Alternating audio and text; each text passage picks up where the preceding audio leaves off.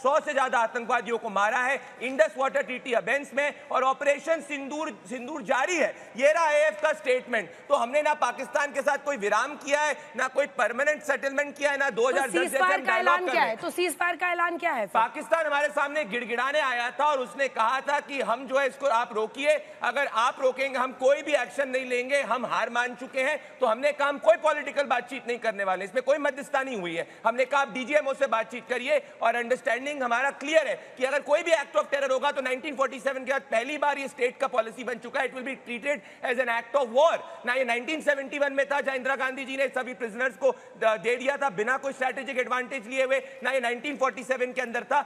और तो ये स्पष्ट है कि इससे बड़ा स्ट्रैटेजिक एडवांटेज नहीं हो सकता। मिलिट्री ऑब्जेक्टिव अचीव हो चुका है, हमने आतंक के आकाओं को मुंहतोड़ जवाब दिया है। हम अंदर घर के अंदर घुस के मारे, रावलपिंडी से लेकर लाहौर तक हम पहुंचे हैं, और साथ में इंडस वाटर ट्रीटी अभी भी अबेंस में। कोई बातचीत पाकिस्तान के साथ में नहीं है, कोई थर्ड कंट्री नहीं है। तो आज हमारी सेनाओं ने जो किया है, विश्व स्तर पर अगर आप एनालिसिस करेंगे, एक न्यूयॉर्क टाइम्स का एनालिसिस है जो कह रहा है कि पाकिस्तान को डर था कि उसके न्यूक्लियर एस्टेब्लिशमेंट्स को हम तहस नहस कर सकते हैं, इसीलिए वो भीख मांगा था। लेकिन ये भी एक सच्चाई है ना कि डोनाल्ड ट्रंप ने सबसे पहले पोस्ट किया और उसने सीज फायर के बारे में जानकारी दी। मैं कह रहा हूं अंजना जी, डोनाल्ड ट्रंप जो पोस्ट करे वो अमेरिका के लिए।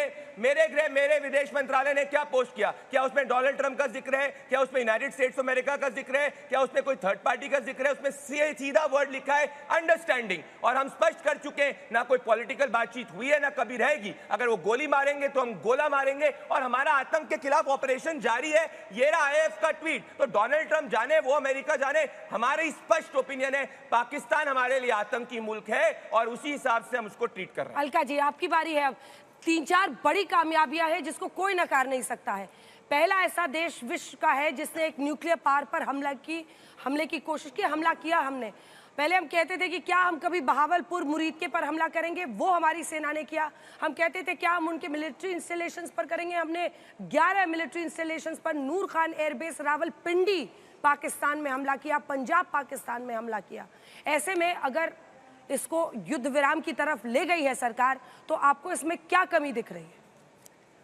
अंजना जी, सबसे पहले तो जो पहलगांव में 26 शहीद हुए, उसके बाद पुंछ में 15, जिसमें 2 मासूम बच्चे शहीद हुए, उन्हें श्रद्धांजलि देंगे। उनके परिवार वाले न्याय मांग रहे थे और हमारी भारतीय सेना ने न्याय देने का काम किया। पाकिस्तान के अंदर घुस के 11 आतंकी ठिकानों को निशाना बनाया, सैन्य ठिकानों को नहीं, आम नागरिकों को नहीं, आतंकी ठिकानों को निशाना बनाते हैं। और युद्ध चल रहा था, हम बिल्कुल डरे झुके नहीं थे। हमारी सेना के शौर्य को, पराक्रम को, साहस को भारतीय राष्ट्रीय कांग्रेस सलाम करती है। लेकिन अचानक एक ट्वीट आता है अमेरिका के राष्ट्रपति डोनाल्ड ट्रंप कि दोनों देशों में समझौता हो गया है, सीज फायर की घोषणा कर दी जाती है।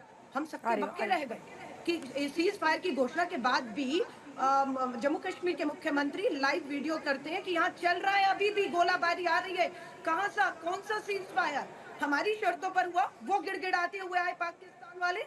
अमेरिका के दबाव में हमने किया या नहीं किया, पाकिस्तान गिड़गिड़ाते हुआ आया, और हमने, भाजपा का प्रवक्ता कह रहा है, हमने अपनी शर्तों पर किया। वो शर्तें देश जानना चाहता है, इसलिए भारतीय राष्ट्रीय कांग्रेस का कहना है कि सर्वदलीय बैठक बुलाई जाए, उससे बचना नहीं चाहिए, और उसकी अध्यक्षता प्रधानमंत्री नरेंद्र मोदी जी को इस बार करनी चाहिए और देश को बताना चाहिए। हमने कहा था 2 सर्वदलीय बैठक में कि सरकार जो भी और सेना जो भी फैसला, जो भी कार्रवाई करेगी, हम उनके पीछे ताकत बनकर खड़े। और आपने देखा, हमने कोई राजनीति नहीं की। बेशक हमारे राष्ट्रीय अध्यक्ष मल्लिकार्जुन खड़गे साहब को दूरदर्शन चैनल द्वारा गद्दार बताते जाता रहा, फिर भी हमारे कार्यकर्ताओं ने संयम नहीं खोड़ा, राजनीति नहीं की, सरकार के साथ खड़े रहे। आज डोनाल्ड ट्रंप के ट्वीट से हमें पता लगता है सीज फायर हो गया, असल में जमीन पे सीज फायर नहीं था। शर्तें, क्या शर्तें थी जिसपे सीज फायर हुआ है? क्या पाक ऑक्युपाइड कश्मीर हमने हासिल कर लिया, ये उनमें लिखा हुआ है? तो बताइए वो समझौता सर्वदलीय बैठक में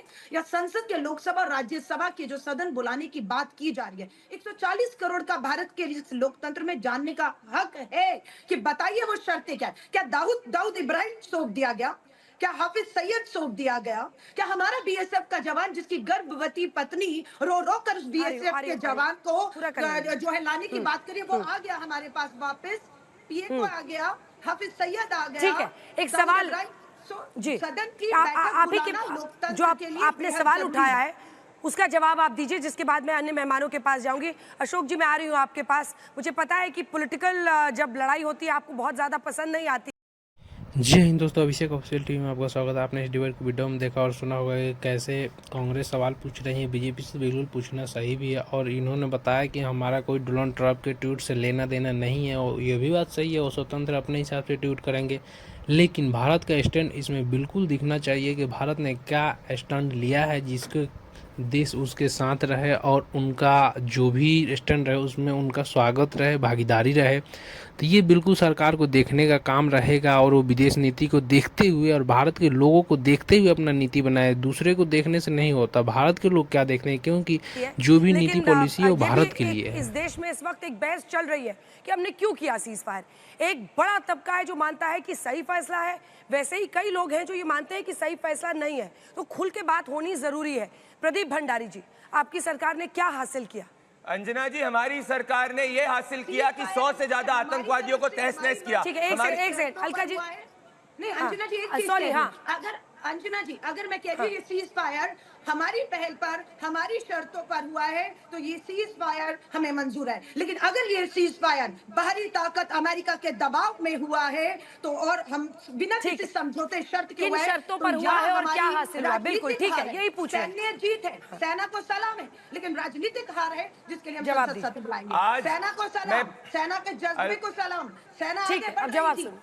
अलका जी, बिल्कुल मैं सेना के जज्बे को सलाम। और आज वही नेतृत्व है जो 2008 के बाद जिसने बातचीत की बात करी थी और पाकिस्तान के अंदर एक सर्जिकल स्ट्राइक नहीं कर पाई। आज हम रावलपिंडी तक अटैक कर चुके हैं, आज हम लाहौर तक अटैक कर चुके हैं। आपने कहा क्या अचीव किया? वो लश्कर तैयबा जिसने इतने सारे आतंकवादी हमले करे उसका बेस हमने उड़ाया। वो जैश ए मोहम्मद जिसने इतने सारे आतंकवादी हमले करे उसके परिवार को हमने खत्म करा और उसके बेस को हमने उड़ाया। जो पाकिस्तानी मिलिट्री एस्टेब्लिशमेंट के एयरबेस जिसकी आप कभी सोच भी नहीं सकती थी कि आप टच करेंगे, हमने वो मिलिट्री एस्टेब्लिशमेंट पर अटैक किया।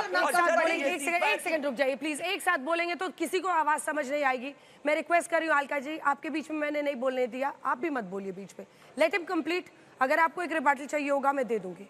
मैं कह रहा हूं बिल्कुल हम सब सेना का सम्मान करते हैं और हाथ जोड़कर मैं नमन करना चाहता हूं, पर आज सेना को हमने खुली छूट दी है। प्रधानमंत्री मोदी जी ने खुली छूट दी है जो 2008 के मुंबई टेरर अटैक के बाद नहीं थी और 2008 के बाद में ना सर्जिकल स्ट्राइक हुई। और ये इंडिया टुडे की रिपोर्ट के हिसाब से कांग्रेस पार्टी पाकिस्तान के साथ बातचीत करती गई। तो मुझे इनसे नहीं चाहिए जवाहरलाल नेहरू जिन्होंने जम्मू कश्मीर को इंटरनेशनलाइज किया। हमारा स्टैंड है पीओजे के भी हमारा और हम लेके रहेंगे। और अलका जी, आपने कहा क्या अचीव किया, मैं बताता हूं क्या अचीव किया। हमने रावलपिंडी के अंदर मिलिट्री बेस के ऊपर हमला करा जो कभी आप नहीं सोच पाते थे। हमने जाके लाहौर के अंदर हमला करा जो आप कभी नहीं सोच पाते थे। हमने जैश ए मोहम्मद के हेडक्वार्टर्स के अंदर हमला करा जो कोई नहीं सोच पाता था। हमने जाके मुनीर के में लश्कर तैयबा के हेडक्वार्टर्स में हमला किया जो कोई नहीं सोच पाता था। जो 70 सालों तक इंडस वाटर ट्रीटी आप लोगों ने कराई थी जो एक तरफा थी, उसको हमने अमेंड के अंदर डाला है। और हमारी पॉलिसी सीज फायर की मैं बताता हूं क्या है। Any act of terror will be considered as an act of war. ये हमारी पॉलिसी है। कोई थर्ड पार्टी नहीं है, कोई थर्ड पर्सन नहीं है। एमईए का स्टेटमेंट देख लीजिए, उसमें कोई तीसरे देश का माना नहीं है। तो आपको ये पूछना चाहिए कि आप हमारी सरकार का स्टेटमेंट क्यों नहीं मान रही है। और बात रही ऑल पार्टी मीटिंग की, हमने 2 बार ऑल पार्टी मीटिंग करी थी। आप लोगों के नेताओं ने बड़े राजनीतिक बयान दिए थे जो पाकिस्तान में कोर्ट होंगे, मैं उस पर नहीं जाऊंगा। अभी स्टैंड ये ऑपरेशन सिंदूर चल रहा है और जब कोई ऑपरेशन चल रहा है तो अभी कुछ ही समय में आर्मी, नेवी और एयरफोर्स की प्रेस कॉन्फ्रेंस होनी चाहिए। आपको और मुझे उसके डिटेल्स में विश्वास करना चाहिए। ठीक है अलका जी, छोटा सा रिबाटल फिर मैं आने मेहमानों को। अंजना जी, मैं बस यही कहूंगी, भाजपा का प्रवक्ता कह रहा है हमने ये किया। अरे 50 साल पहले 1971 में पाकिस्तान की 90,000 सेना को भारत के सामने घुटने पर लाने वाली प्रधानमंत्री, महिला प्रधानमंत्री भारत रत्न का नाम इंदिरा गांधी है और वो भारतीय सेना थी। हमने कभी कांग्रेस ने श्रेय नहीं लिया है। इस देश की सेना जो कर रही है वो देश के लिए कर रही है। भाजपा उसका श्रेय ले। बीच अभी ऑपरेशन जो है सिंदूर में प्रधानमंत्री नरेंद्र मोदी जी के होर्डिंग लग जाते हैं, राजनीति शुरू हो जाती है। 1974 में इंदिरा गांधी पाकिस्तान को परमाणु हथियार देना चाह रही थी और आपने 90,000 पाकिस्तानी सैनिक दे दिए। क्या मिला? प्रदीप जी, दोस्तों इस डिबेट को आज तक स्टूडियो में रिकॉर्ड किया जा रहा है। अंजना का साहब एंकर हैं, आए हुए लोग हैं प्रदीप भंडारी, अशोक सज्जनहार, अलका लंबा, ये लोग आए हुए थे। इन्होंने अपनी अपनी बातों को रखा। भारतीय सेना का जो भी शौर्य गाथा है उन्होंने बयां किया कि भारत के जवानों ने कैसे लड़ा और उनका मुंहतोड़ जवाब दिया। लेकिन जो भी बीएसएफ जवान अभी उस तरफ चला गया था, अभी वो आने की प्रक्रिया क्या है नहीं है। सरकार को स्टैंड साफ करना चाहिए और बताना चाहिए कि उसमें क्या अभी तक बात चली है। लेकिन ये भी एक सिक्योरिटी का रीजन रहता है, सब बातें नहीं बताई जाती तो हम समझते हैं। लेकिन मोदी सरकार पर हमें भरोसा है, पूरे देश को भरोसा है। तो आप क्या समझते हैं इस वीडियो से कमेंट कीजिएगा। मिलते हैं अगली वीडियो में, तब तक के लिए जय हिंद जय भारत। वीडियो देखने के लिए आपको धन्यवाद।